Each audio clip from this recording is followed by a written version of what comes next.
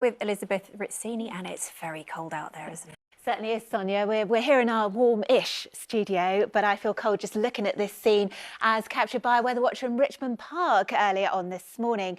And some of our temperatures, particularly in the rural spots of Surrey, got as low as -7 degrees Celsius last night. The coldest night of the week. It's still going to be cold for the rest of the week. Of course, some hazy sunshine around today and some beautiful colours at sunset too. Just take a look at this one from the Hyde, which is in Barnet in North London. Now, the big difference between yesterday's forecast and today's is that we now think the cold weather is set to last for the rest of the week, so it won't be turning milder, particularly at the weekend. It will stay dry though. There'll be some sunshine, but just quite a chilly northerly wind blowing. And tonight, ice is going to be a hazard. Lots of seepage out there, of course. Everything just refreezing onto the roads and the pavements. So that warning from the Met Office is valid until 10 o'clock tomorrow morning. So do take care if you're out and about. So some clear spells around. The winds are still fairly light. It won't be quite as chilly as last night, but still rurally we could see lows of -4 or -5 degrees Celsius maybe. This is tomorrow.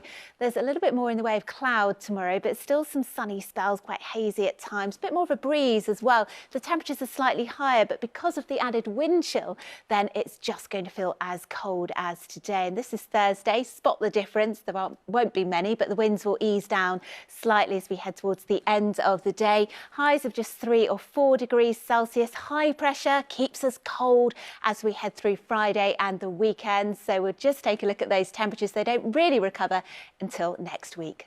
Sonia. Thanks, Elizabeth.